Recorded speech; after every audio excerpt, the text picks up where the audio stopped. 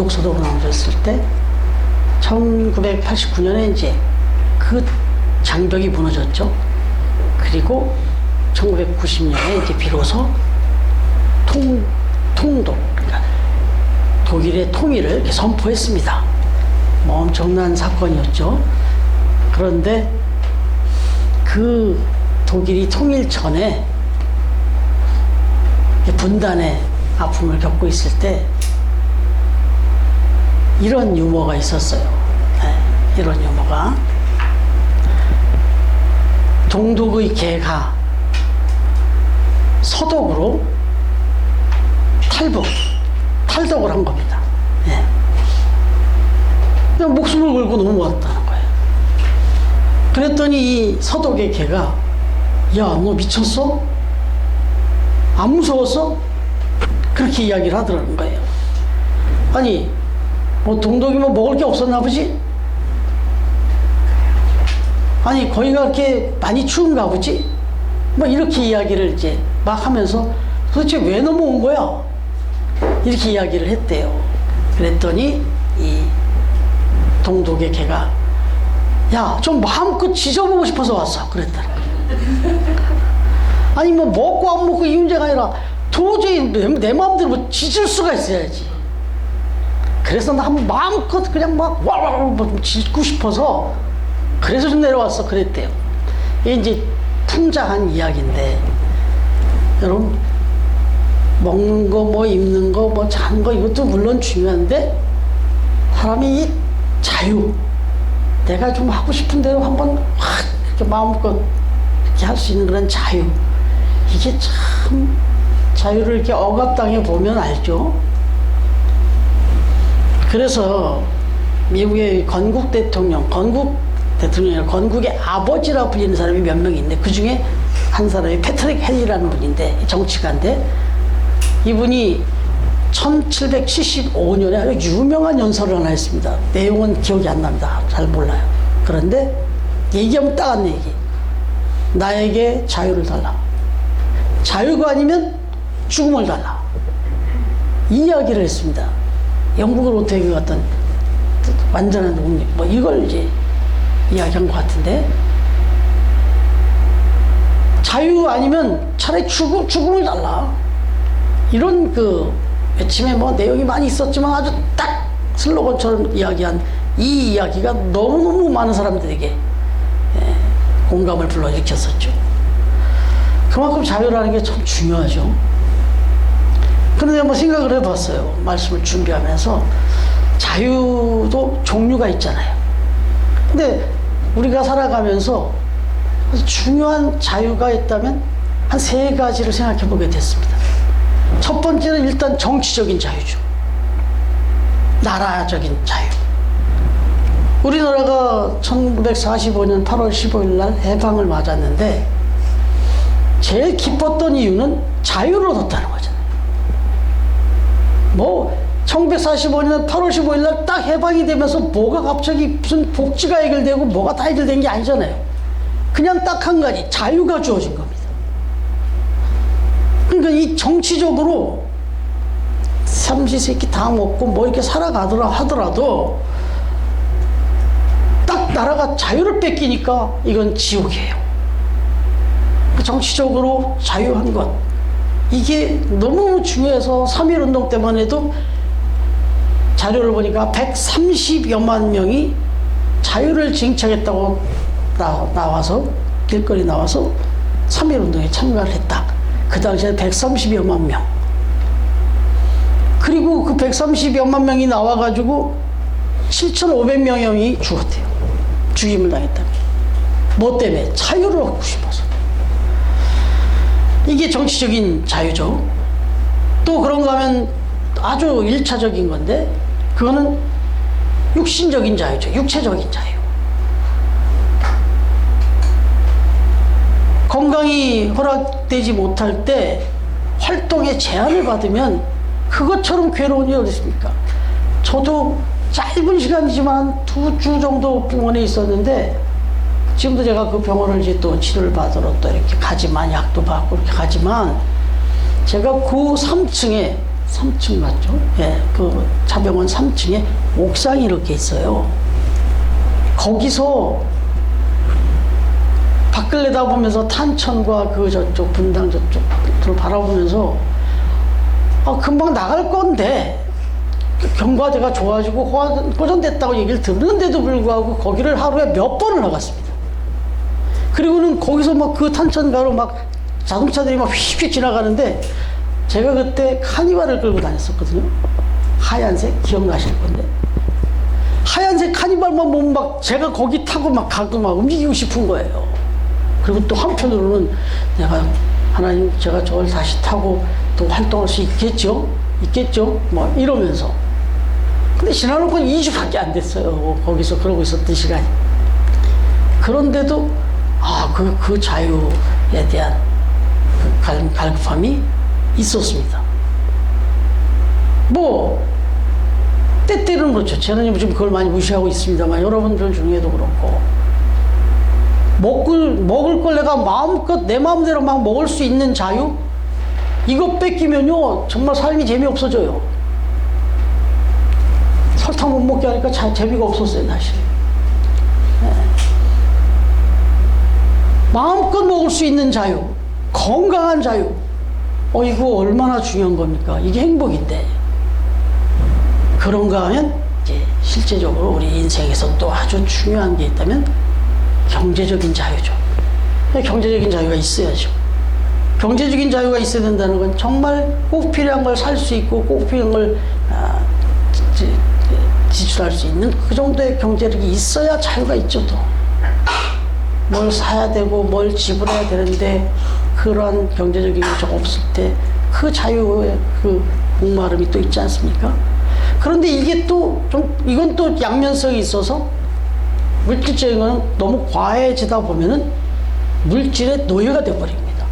너무 물질이 부족해도 그렇겠지만 물질이 과해지면 또 이제 물질의 이제 그 무력에 물질 만능주의에 빠져가지고 아주 물질에 내가 이제 노예가 되어버릴 수 있어요.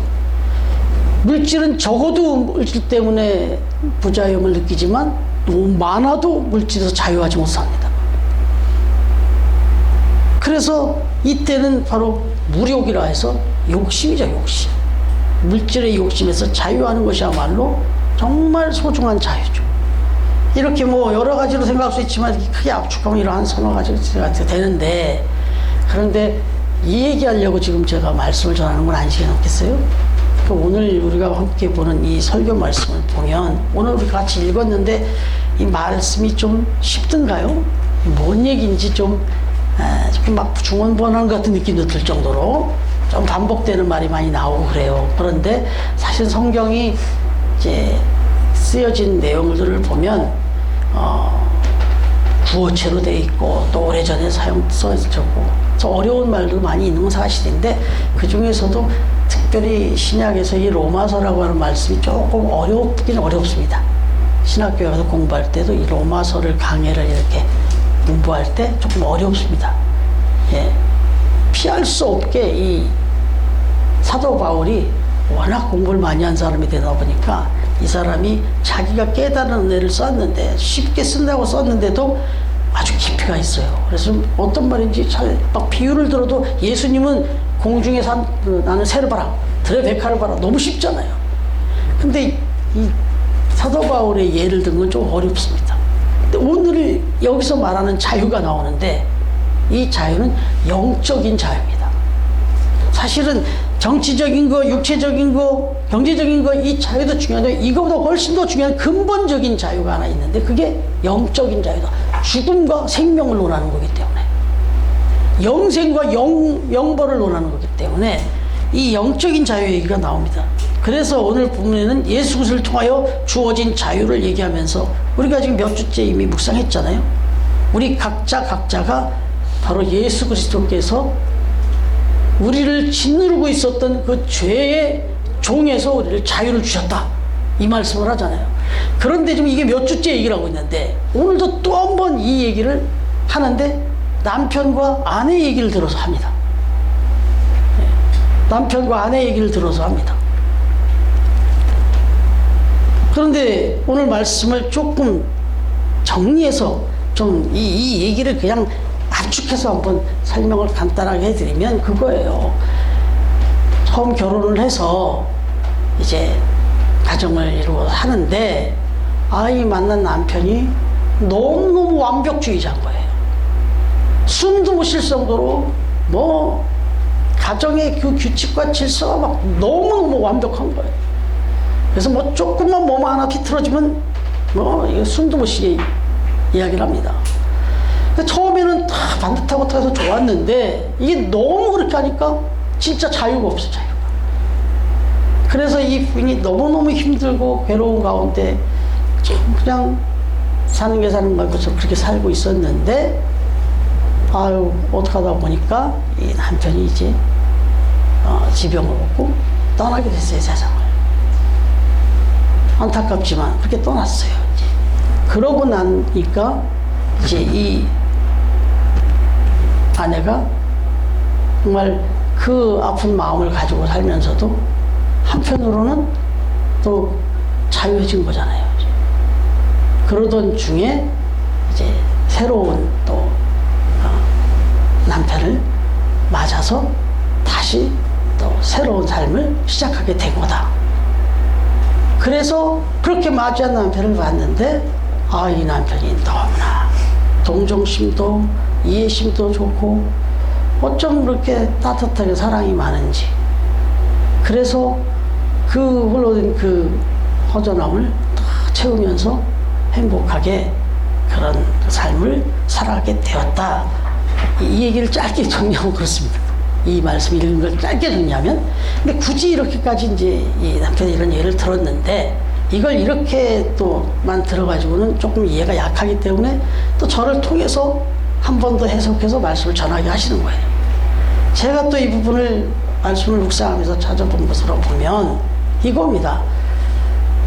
율법의 아래 자유함이 없이 살았던 사람들이 이제는 그 율법에서 자유하게 돼서 행복하게 됐다, 이 얘기인데 사실은 이게 동시적인 거다. 한번 생각해 보세요. 우리가 지금 이 세상에 살고 있잖아요. 그럼 우리가 살아가는 이 세상에는 법이 있죠.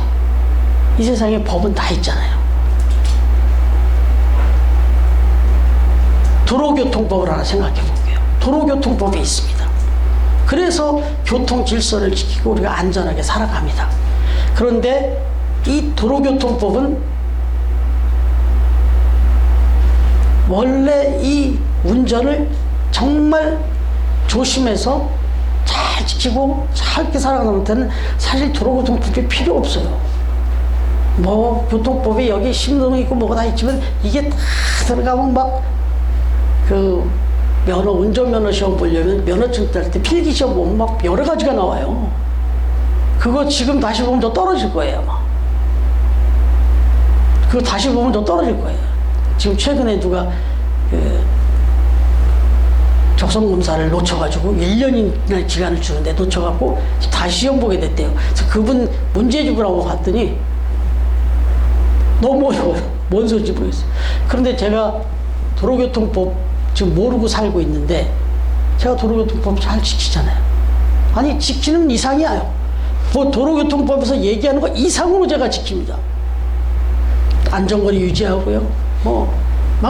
이게 이제 방어운전이라고 그러죠. 예. 바꿔 말하면 도로교통법이 뭔지 몰라요, 저는. 근데 도로교통법에 자유합니다, 저는. 예. 자유하고 있어요. 그냥 자유하게 사는 거예요. 물론 아직도 제가 부족해서 아직도 몇몇 법에는 제가 조심조심 합니다만은 어찌됐든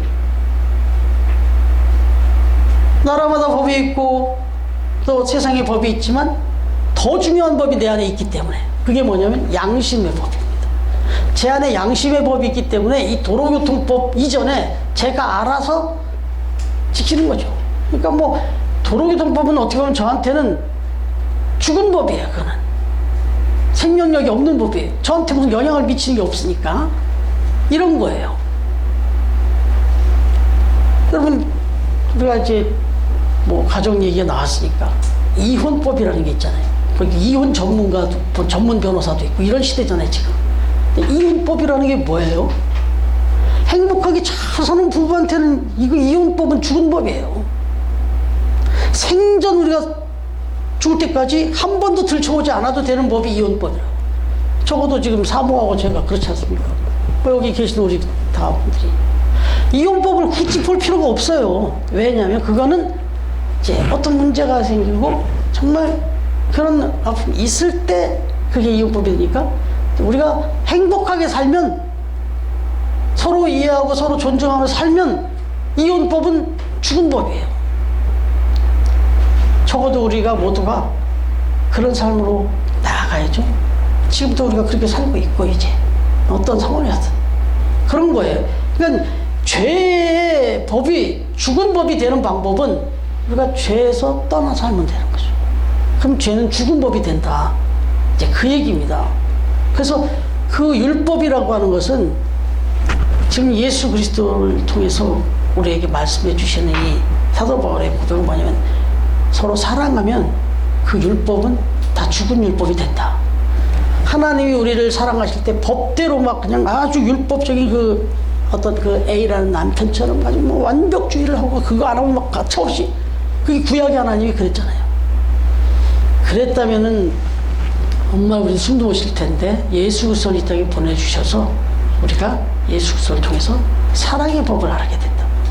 그래서 하나님은 우리를 사랑해 주시고 우리도 하나님을 사랑함으로 이렇게 예배도 드리고 신앙생활을 하니까 율법은 크게 문제가 안 되는 거예요. 이제 그런 부분이에요. 신앙생활이 제가 그때 말씀드렸잖아요.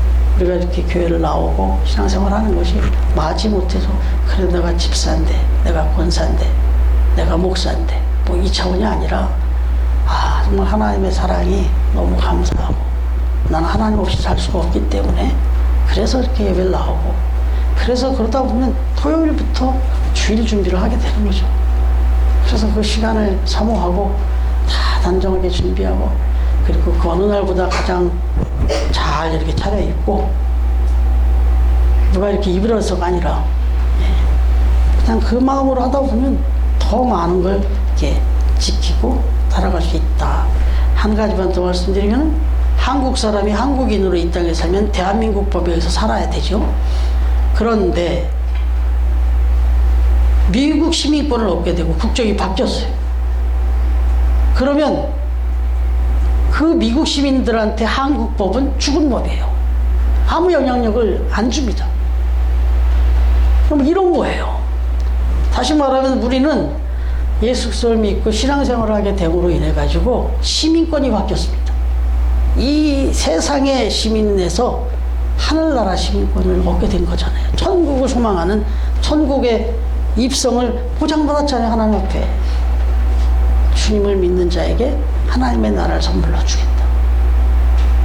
이미 우리는 그렇게 약속받은 사람들이기 때문에 이 세상의 법을 지키냐 못 지키는 정도가 아니라 사실은 좀 어려운 얘기인데, 이걸 초월하는 거예요. 이 정도는 껌이에요. 이 세상의 법 지키는 건 껌이고, 그거보다 훨씬 더 고상하고 고귀한, 더 수준 높은, 차원이 높은 그런 하나님의 나라의 법을 우리가 소망하면서 추구하며 사는 거죠. 그러니까 세상 사람들은 원수를 미워하고 원수를 갚으며 사는 거가 당연한 거예요. 정당방위라는 것도 있고. 근데 우리는 원수에게도 축복하고 사랑을 하잖아요. 이 천국법에. 이 정도 사람한테 무슨 세상 법이 무슨 의미가 있어요? 네. 헌법이 무슨 의미가 있어요? 그러니까 우리는 그렇게 이미 그런 삶을 살아보면 세상의 어떤 것에 자유해질 수 있다. 그걸 지금 이제 사도 바울이 이렇게 막 예를 들어서 말씀한 겁니다. 여러분, 그런데 이런 것들을 이렇게 세상의 이 법에서 자유하고 천국 시민으로 이렇게 살아가려면 또 한 가지 중요한 자유를 자가 어떤 면에서 그런 부분에 대해서 자유해야 된다. 이렇게 얘기를 하는데 5절 말씀입니다. 한번 같이 읽겠습니다. 5절. 시작. 우리가 육신에 있을 때에는 율법으로 말미암아 죄의 정욕이 우리 중에 역사하여 우리로 사랑을 위하여 열매를 맺게 하였더니. 예, 여기 보니까 우리가 육신에 있을 때, 육신의 삶을 살아갈 때, 세상의 삶을 살아갈 때 바로 이 율법으로 말미암는 죄의 정욕이 이 우리 안에서 끊임없이 일어나는 이 욕심, 이 정욕, 이게 역사에서 우리를 사망으로 끌고 가게 되더라 이거죠. 그러니까 진짜 우리가 이 죄의 죽음과 이 모든 것에서 온전하게 자유하는 방법은 이 욕망을 죽이려야 된다는 거죠. 그 죄의 싹신, 죄의 욕망, 이걸 통해서 여기서 우리가 자유해야 된다 그렇게 말하면서 지금 사도 바울이 권고하는데, 영국의 조지 엘리엇이라는 그 작가가 있습니다. 근데 이분이 우리 인간에게는 바로 이 욕망의 이 감옥이 있다. 이 정말 우리를 옥죄는 감옥이 5개가 있다라고 이렇게 이야기를 했어요. 첫 번째가 뭐냐? 자기 사랑의 감옥이다 그래요. 사람은 자기를 끔찍히 사랑하는 아주 지극히 개인적인 이기주의의 감옥이 있다는 거예요. 그것 때문에 자유하지 못하다는 거예요. 정말 자유롭게 살기 위해서 자기를 사랑하고 막 끔찍히 그러는데 그게 자기를 가둔다는 거예요. 자기 주장, 자기 생각, 자기 이익, 자기 욕심에 사로잡혀 있는 그런 사람. 여러분, 그냥 재밌는 이야기 하나 드릴게요. 이 이야기로 이거를 한번 이해를 하시면 좋겠는데, 30세에 결혼을 한 동갑내기 부부가 있었습니다. 근데 이들이 이제 60세가 됐어요. 결혼 30주년이 된 거잖아요. 결혼 30주년이 돼가지고 기념일을 맞았는데, 그 뜻깊은 날이니까 하나님께 기도를 했답니다. 그랬더니 천사가 딱 나타나더니 소원을 들어주겠다는 거예요. 그 아내가 먼저 이야기합니다. 제 소원은요, 30년 동안 살아오는 동안 정말 바쁘기도 했고 또 워낙 여러 가지로 또 부족함이 많고 또 힘들게 살다 보니까 여행 한 번을 제대로 못 해봤습니다. 한번 세계 일주 한번 할 수 있는 그런 그 여행의 어떤 선물을 좀 주시면 좋겠습니다. 그랬더니 그거 어렵지 않다. 그러고는 세계 일주 여행할 수 있는 그 권을 딱 끊어서 가져와서 그걸 딱 주더라고요. 당연히 부부는 남편이랑 같이 가고 싶겠지. 그렇게 딱 했는데 그걸 딱 봤어요, 남편이. 지금 다 60세가 됐어요, 지금. 근데 이 남편이 가만히 보니까 욕심이 생기는 거예요. 그래갖고 그 천사한테 귀에다가 탁 대고, 내가 사실 어떻게 하다 보니까 내가 60이 돼버려가지고 정말 좀 안타까운데, 신혼여행, 그 신혼부부 때 그 신혼여행의 기분을 좀 내게 한 30살, 나보다 한 30살 어린 그런 여자하고 한번 결혼이 아니라 여행 한번 갔다 올 수 있는 기회 한번 만들어주면 안 되겠습니까? 싹 그렇게 얘기를 했대요. 그랬더니 천사가 그거 얼마나 해줄 수 있다고, 자기보다 30살 어린 여인. 그랬더니 알았다고 하더니 갑자기 날개질을 막 천사가 팍 하더래요. 그러고 나서 탁 내리니까 30살 어린 30세 여인이 앞에 탁 나타난 게 아니라 자기가 90살이 돼버렸더래. 자기가 90살이 돼버렸더래. 자기가 90살이 돼버렸더래. 어쨌든 30살 어린 부인이잖아. 이게 웃자고 한 얘기겠죠. 결국은 욕심이잖아요. 말도 안 되는 욕심이에요. 그 욕심이 자기가 그렇게 만들어버린 거예요. 여러분, 이기적이고 자기 욕심을 채우려고 하는 이런 감옥에 빠져버리면 결국 최고의 피해자는 자기예요. 이기적으로 그렇게 되면. 그런가 하면 이제 두 번째가 근심, 염려, 걱정이라고 하는 감옥이 다 있다, 인간에게. 그 감옥에서 자유해야 된다. 그 얘기를 하는 거예요. 여러분, 왜 우리가 근심하고 걱정하나? 대부분이 다 내일 일이에요. 아직 일어나지 않았지만 내일 일이에요, 내일 일. 그게 다 미래에 대한 것 때문에 근심하고 걱정하고 염려하는 거거든요. 그런데 제가 늘 말씀드렸잖아요. 우리 선봉 입사님이 아마 많은 사람에게 전파한 일화인데, 내일 비가 온다고 일기예보가 딱 오니까 오늘부터 우산 쓰고 다닌다. 이게 근심과 염려의 모습이다. 근데 이 감옥에 산다는 거야. 내일 비 온다, 내일 뭐 한다. 여러분, 이제 우리가 지금 비전 트리를 계획을 했어요. 우리 지금 뭐 걱정하고 있어요? 필리핀 지금 40도래. 걱정 안 돼? 걱정되시죠? 네. 제가 어제 김상태 선생님 통화를 했어요. 여기 걱정들 하시면 어떡하죠? 근데 기도하라고 말씀드렸는데 나도 살짝 걱정이 돼서 물어본다고. 뭐라는 줄 아세요? 17일 날 이후부터는 24도로 떨어집니다. 그런 거예요. 좋으세요? 그래서 내가 정말이야? 그랬더니 자기가 기도했대요. 근데 실제로 거기서 지금 이상기후가 있답니다. 그래서 학생들이 지금 단축 수업을 하고 그런대요. 오전 수업하고 그냥 학교 파한대요. 밥도 먹고 집에 간대요, 애들이 지금. 그런데 필리핀에서 일기예보가 지금 안내되고 있는데 17일 정도까지는 이상 기온이 좀 계속될 것 같다. 그 후에 다시 정상적인 기온이 올 것 같다라고 그렇게 얘기를 한다. 그래서 걱정 다 내려놓으세요. 그러더라고요. 네. 여러분, 근데 어찌됐든 이 걱정을 계속하고 계시면 이제 여기 감옥 속에 갇혀 사는 거예요. 자유가 없어요. 그러면 그 다음에 또 하나 세 번째가 과거에 빠진 그 향수의 감옥에 사람들이 많이 빠져 있는 거예요. 그때가 좋았는데, 아유 그냥 처녀로 살 때가 좋았는데, 그냥 총각으로 지낼 때가 좋았는데, 왕년이 좋았는데. 이 이스라엘 백성도 그거잖아요. 심지어는 그 종되었던 이스라엘 그 애굽에 살 때가 더 좋았대잖아요. 그래서 그게 그렇게 좋았어? 하나님이 내 귀에 들린 대로 내가 그대로 한번 해줄게. 그래서 한번 광야에서 아주 정말 죽도록 고생 한번 하지 않습니까? 여러분, 이겁니다. 과거의 그 향수에, 지나간 거에 대한 향수에 받았으면 현실이 불행해지는 거예요. 현실의 감옥 속에 살게 됩니다. 그 다음에 또 네 번째가 선망의 감옥이라는 말을 합니다. 이 조지 엘리엇은 선망의 감옥이 뭘까요? 비교입니다. 비교. 계속해서 남의 떡이 커 보이는 거예요. 심한 사람은 남의 신랑이 더 좋아 보여. 매일만 남의 남편 얘기만 해. 남의 부인 얘기만 해. 아무개 옆집에 아무개는 이렇던데, 뭐 어떤 아들은 이렇던데, 계속 남의 얘기하면서 남의 차가 더 좋아 보이고 남의 집이 더 좋아 보이고 계속 비교하는 거예요. 이거에 감옥에 갇혀 사는 사람들이 있다. 근데 이게 사람들에게 다 있다는 거예요. 이걸 빨리 자유해야 된다는 거죠. 그 다음에 마지막이 뭐냐? 미움과 원망과 탓, 이런 감정, 증오의 감정 속에, 감옥 속에 산다, 사람들이. 한마디로 이걸 다시 바꿔 말하면, 감옥이라고 하는 것은 나의 욕심과 잘못된 생각에 얽매여 사는 게 감옥이다. 여기서 자유해야 된다. 이걸 자유할 수 있는 방법이 바로 영적인 자유. 이게 다 죄의 선물들이니까.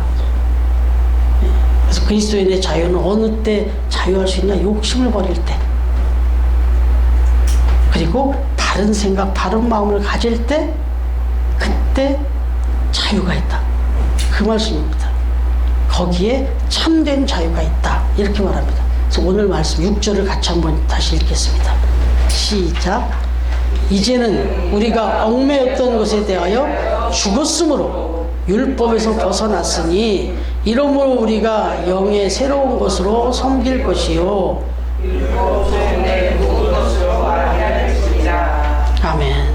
여러분, 자기 사랑의 그 이기적인 욕심에서도, 여기 사랑에서도 자유하시고, 근심과 걱정, 염려에서도 좀 자유하시고, 과거에 묶인 그 향수의 감옥에서도 자유하시고, 계속 끊임없이 비교하는 그 비교의 감옥에서도 자유하시고, 아직도 내 마음속에 끌어오르고 있는 미움, 원망, 다툼, 탓, 이런 감정에서도 자유하시고, 한마디로 정욕의 욕심에서 다 자유하셔서 정말 이미 우리에게 그런 자유를 주신 그 예수님, 그 주님, 그 하나님의 자유를 만끽하면서